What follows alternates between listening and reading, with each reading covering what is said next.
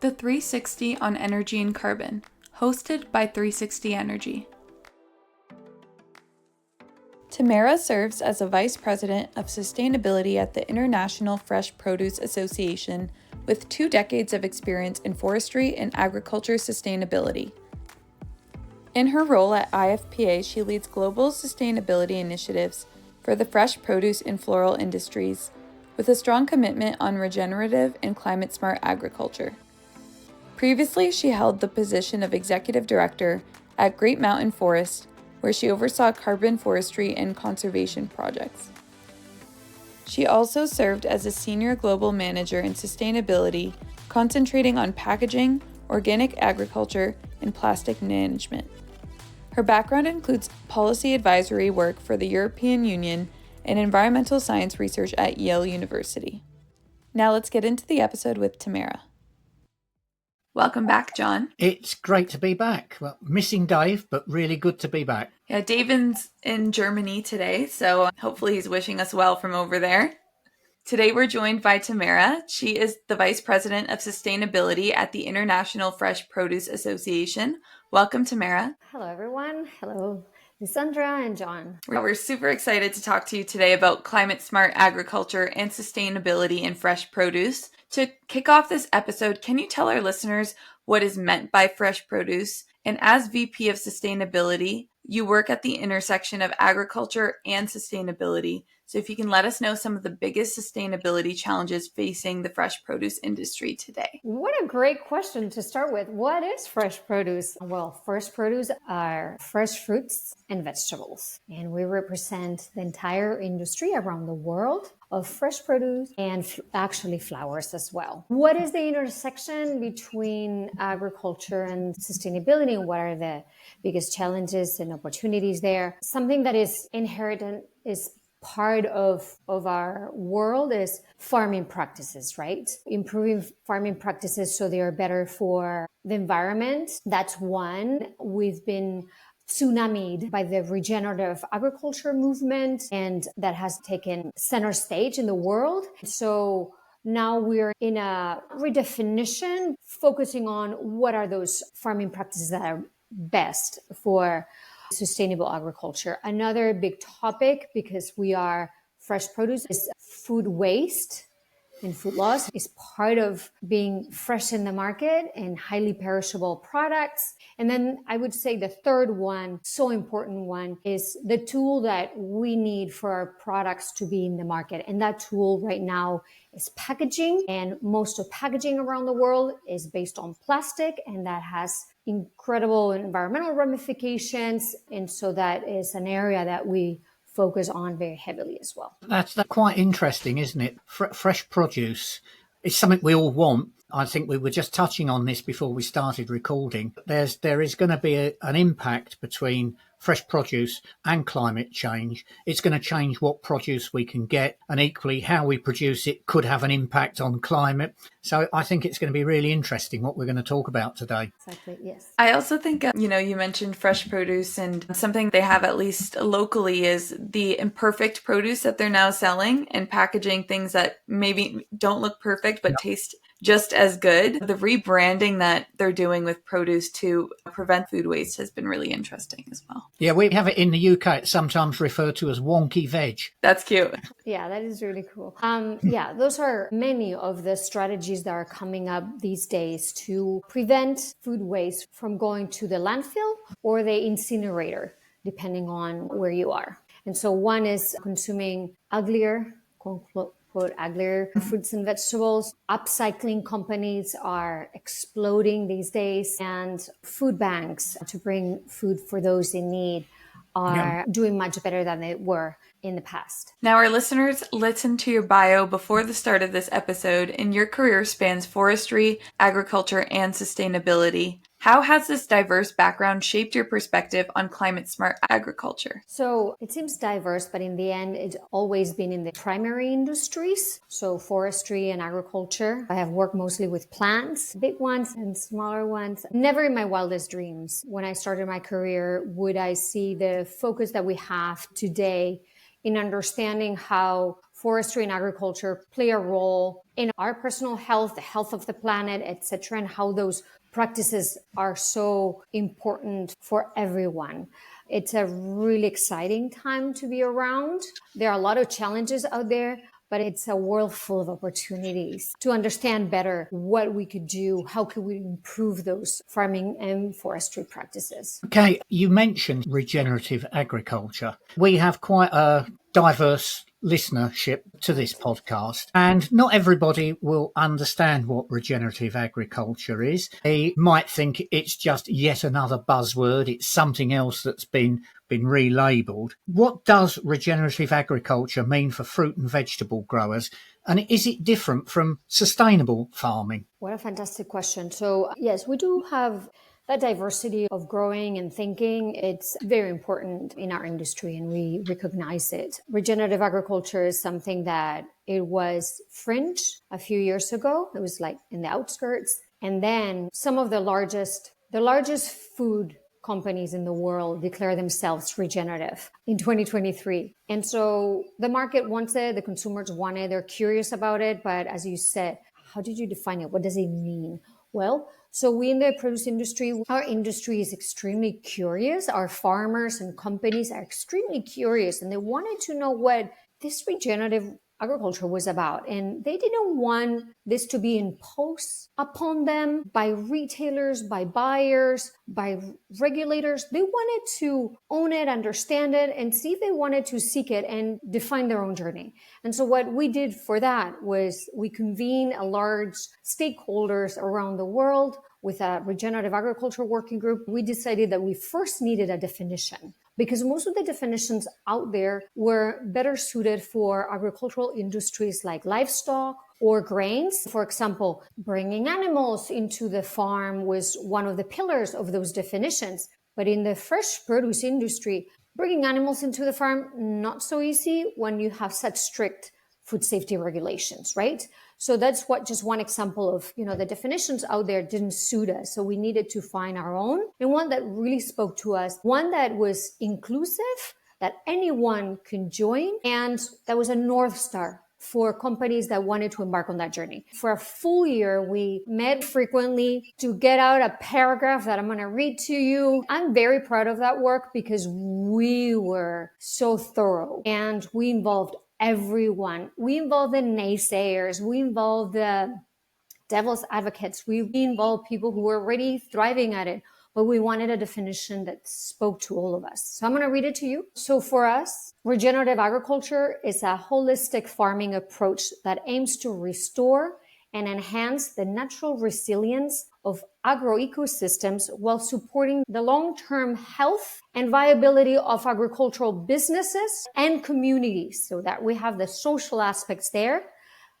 The foundation of this farming system is the integrated management of soil health, biodiversity, water resources, human health, because we care very much about human health, and of course, climate, like it was brought up earlier in the conversation.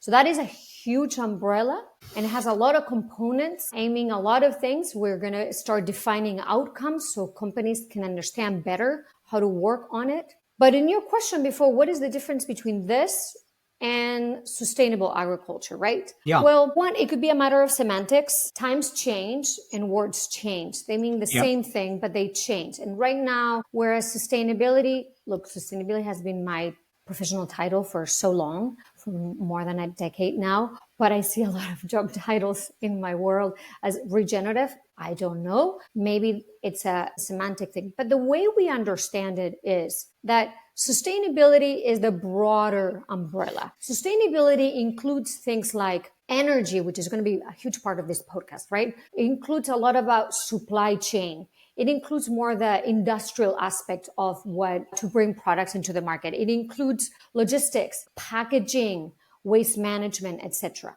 Regenerative agriculture focuses on farming practices that have a social and environmental effect, farming practices. So it's within sustainable agriculture, you have regenerative agriculture, if that makes sense. That makes great sense. And I appreciate the amount of work you had to put in to end up with a paragraph that everybody would agree that they would sign up to. So, respect for that. A slight supplemental on that, you're talking about hitting where people are, particularly in January. But there is this move of, do you call it veganism or do you call it plant-based food? I've noticed industry tends to adopt plant-based food because I think that avoids some of the issues that some people may have around veganism.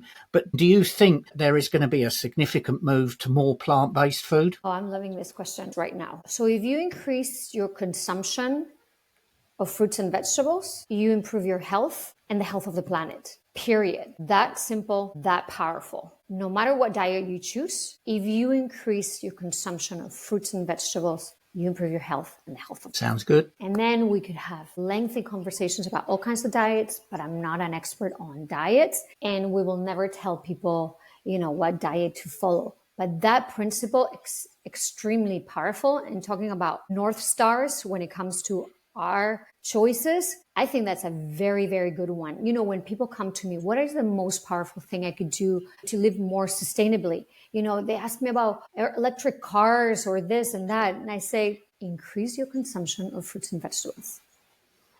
You've opened a door here that I'm going to explore a bit further. Of course. I totally agree with you about the health benefits of fruit and veg. I mean, we have the guidance here in the UK. You should be eating at least 5 portions of fruit and vegetables a day. Some think it should be higher. There's all sorts of things. Some say it should be rainbow coloured, etc., etc. But if we're talking the sustainability and environment thing, a short answer to this will be fine. Is there not an issue about where the fruit and veg you're eating comes from? So, for example, here in the UK, I can eat apples that are grown here, or I could have pineapples that are imported. Yes. This podcast is so perfect for all my favorite topics. So, yes, food miles is one category when thinking about overall sustainability, but it's just one. You also have farming practices, right? That is another. Yep. So you have how sustainable those companies are. Where are they in their sustainability management of the company? So food miles by itself is not a full indicator. It's one of the indicators.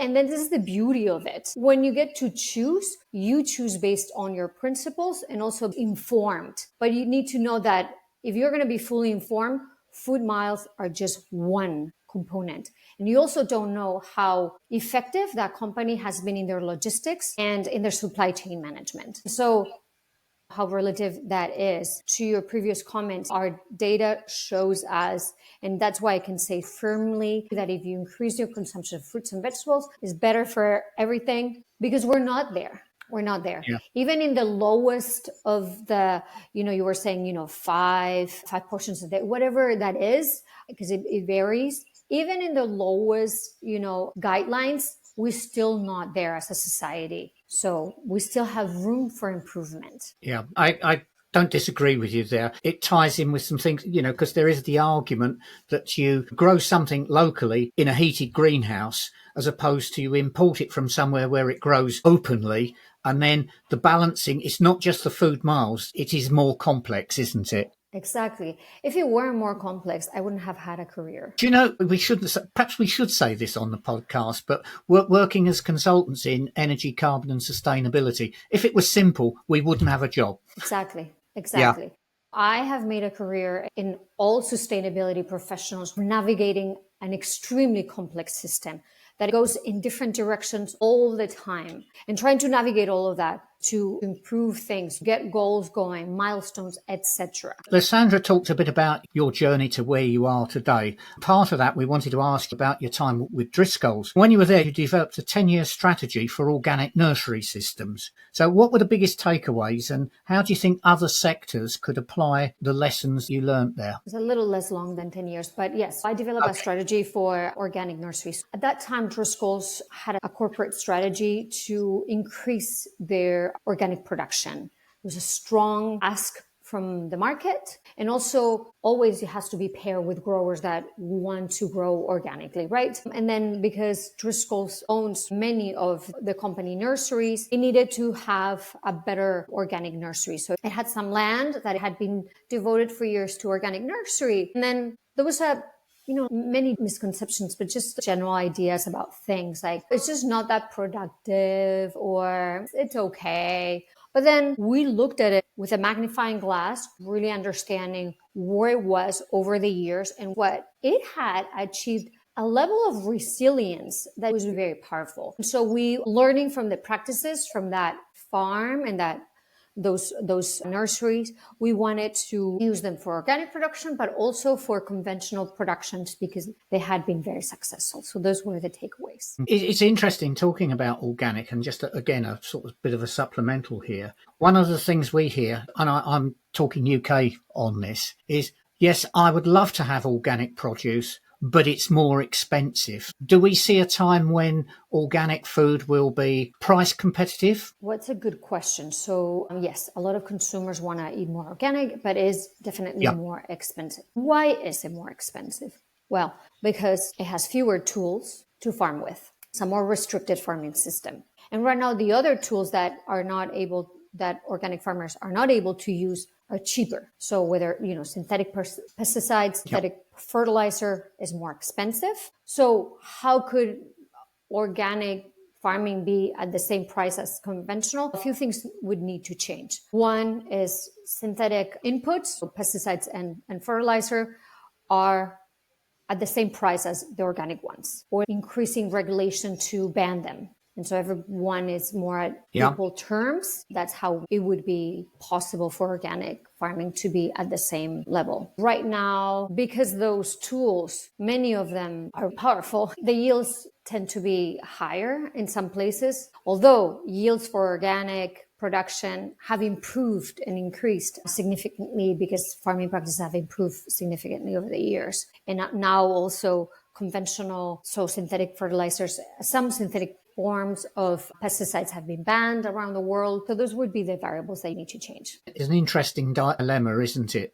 Most of us, when we go to the shops, want good quality food as cheap as possible. We joke here, it's what the middle classes eat, organic food. People who are less able to afford that, they have to make do with what else is going on there. But it would be nice to see some equity. One of the problems is that non-organic farming doesn't pay the full cost of its externalities in terms of its impact on the environment, which is, and how do you do that? The market won't do that. It has to be regulated or taxed or whatever. So yet again, complex. Right, exactly. So most people buy organic produce for a risk mitigation type of strategy to eliminate some possible toxins from their food system. Yeah. Okay, I want to take you on to another part of your experience about carbon farming and forestry. And you've experience in both of those. I think it might be useful for our listeners to explain what carbon farming and forestry, well, we know what forestry is, but carbon farming, what's that? How do you see these approaches evolving in fresh produce, and are they being taken up? So let me start with carbon forestry, which is the easiest, and then I'll move on to carbon farming.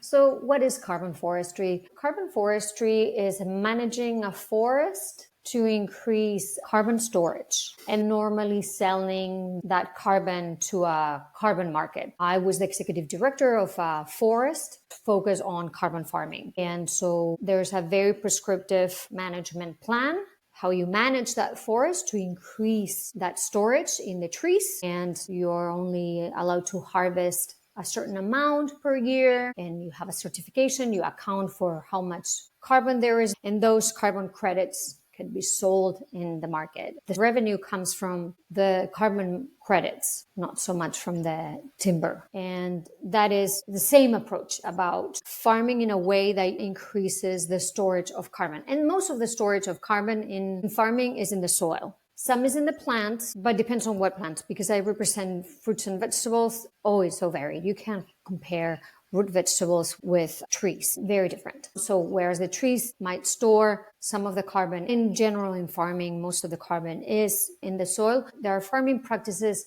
geared towards soil health, like I mentioned in regenerative agriculture. Carbon farming is basically regenerative agriculture. It focuses on soil health because the healthier the soil is, the more it retains carbon and prevents the release of greenhouse gas emissions. Carbon is just one of the greenhouse gases. In the greenhouse gas world, we have CO2. Everybody's comfortable with carbon dioxide. I mentioned methane. People kind of know about it. When food decays, it also produces methane. Yeah. So in our world, we're not so related with the methane world, but there's a third greenhouse gas that most people don't know about. It's as powerful as methane, and that is nitrous oxide. Most people know that methane is more powerful than carbon dioxide. Nitrous oxide is on par with methane. Nitrous oxide is byproduct most of the time of nitrogen use. And that is mostly through synthetic fertilizer in farming. Yeah. I think for our listeners, there's some discussion over it, but methane is about 28 times more powerful, but it has a shorter lifespan. Right. So, it depends whether you're looking at 20 years, 100 years or whatever. But certainly eliminating methane is a short-term goal that we've got to do in greenhouse gas management.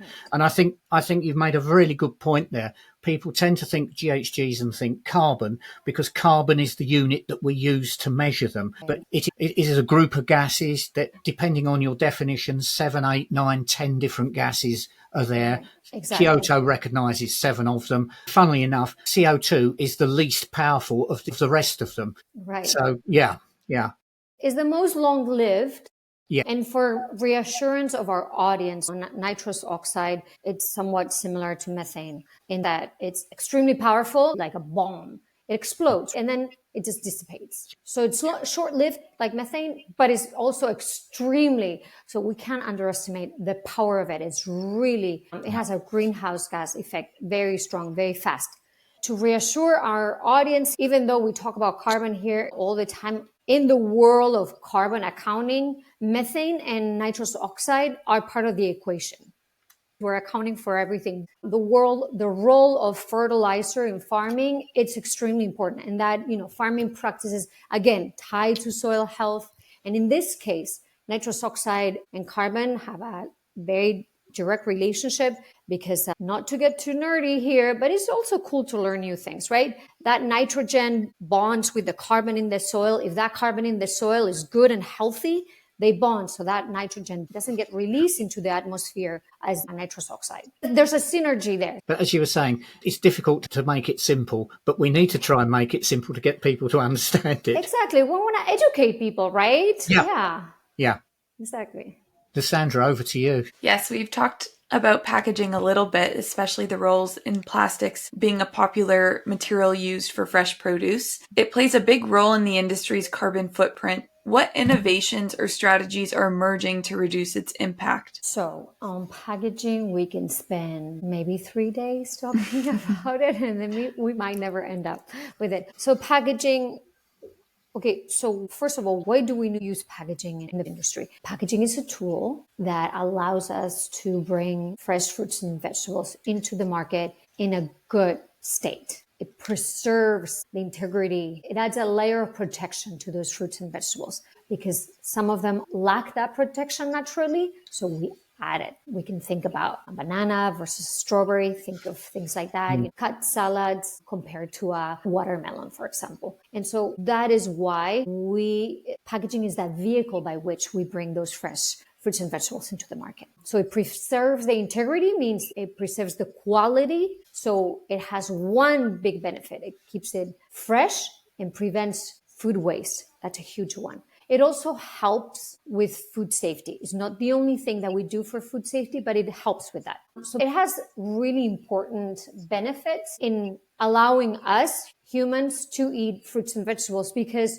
we don't live near farms. We live in cities and we buy our fruits and vegetables in retailers. So in order to live in our modern world, we need that vehicle, which is packaging. And I went in lengths to explain that because we get targeted sometimes as fresh produce, like, why do you use so much plastic and packaging? Well, there's a reason, because we don't live next to a farm anymore. And the majority of packaging, the most powerful of all materials right now, is plastic. Plastic, we all know, has some significant environmental footprint.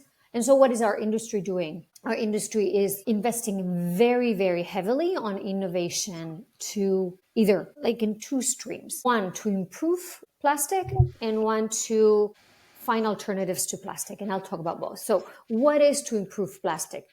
Plastic gets improved by improving its recyclability and also its recycled content. However, and there's another layer we have no control over, our industry has no control over. Wherever that packaging is disposed, is that community equipped with the right infrastructure to collect it and recycle it? And that is the huge question mark that we are so far, it's so hard to answer. And then improving plastic. One alternative to plastic is to use less plastic. Reusing packaging in the fresh produce sector is more a myth than a reality, but it could be a little doable. It's a little hard because you have a one-way supply chain and then you have to create a reverse supply chain. Easier said than done. Although there are companies working heavily on that as well. And also on alternative materials. One is, of course, cardboard, for example. But with cardboard, you don't see the fresh fruits and vegetables. If we want to see them, okay, let's add more layer complication. And then another stream is compostable materials like compostable plastic, which sounds great and it's wonderful. However, many towns, provinces, states, countries do not have the right infrastructure to industrially compost those materials. So they end up being in the wrong stream and pollute. That is why we could spend 3 days talking about packaging.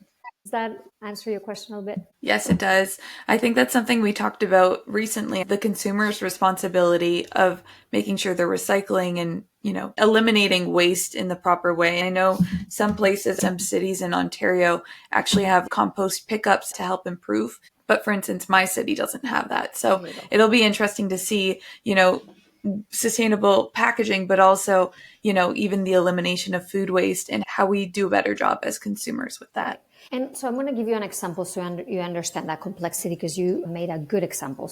Think you are a bag salad company, which there are so many, and you want to sell into the Canadian market, right? So when you think like, okay, I want to be as environmentally conscious and friendly as I can be. So I'm going to invest into compostable bags for my salad. And then you go to your province and fine, it gets industrially composed. You go to the next province and it becomes a pollutant. So what do you do? What do you go with? What kind of material do you go to which market? And that is extremely complex right now. Also, even for multi-packaging, so like you mentioned, the bagged salad, the outside packaging versus like the dressing packaging versus a crouton packaging. Right. And making sure consumers know they all might not go in the same bin. Right. Exactly. Yeah.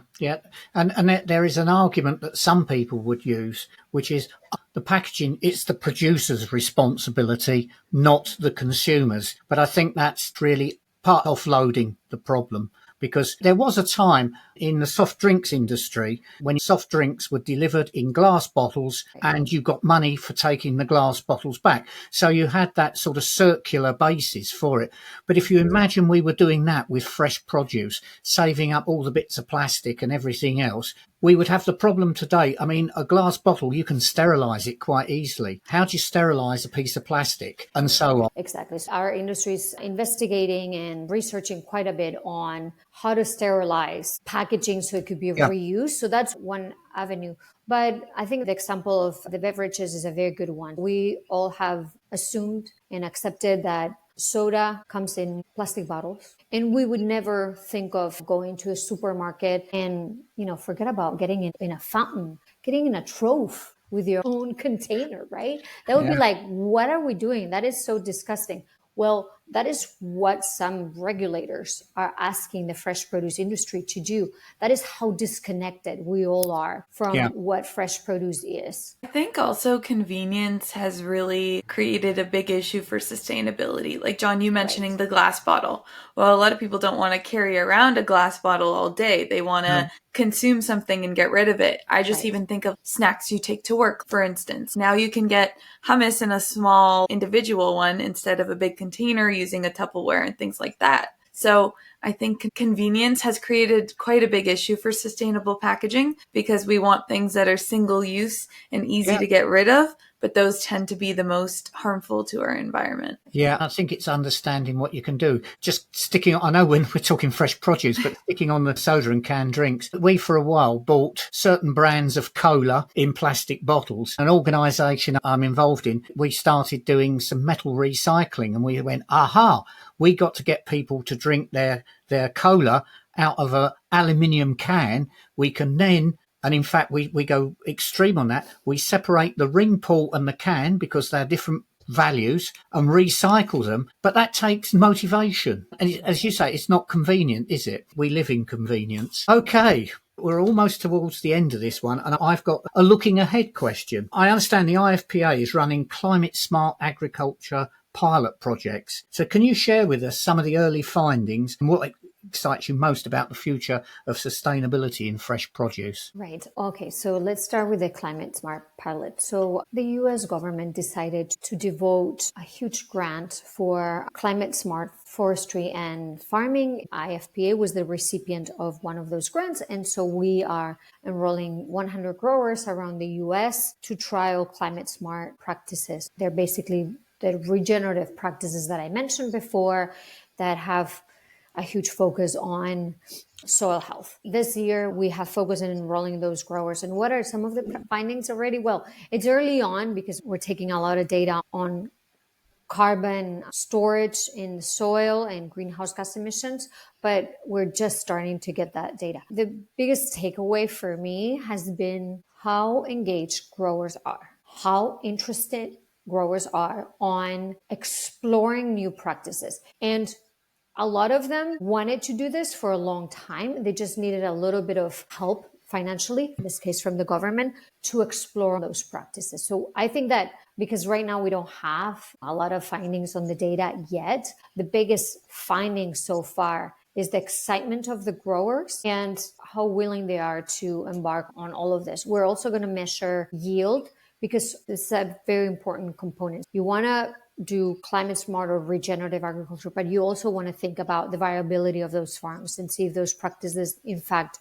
improve yield and economic viability. Right now, there's a lot of, the US is reconsidering a lot of their grants and programs, so this might change or not in the next few weeks. Well, to end off this great episode, we usually ask our guests for the biggest takeaway for our listeners. What is the biggest takeaway for listeners? The biggest takeaway is if you increase your consumption of fruits and vegetables, you improve your health and the health of the planet. I mean, that is the best thing I could say. What is really exciting about our industry is how invested it is on being more sustainable, how invested it is in advancing in more sustainable practices, regenerative agriculture, looking at alternatives to packaging, etc. Our footprint is smaller compared to other agricultural industries. We don't deforest to grow fruits and vegetables, and we grow on farms that have existed normally through generations. It's a very tried and true system that works well and obviously is working well for soil health. And I think that is a fascinating time to be around and working on these topics because consumers are ever more interested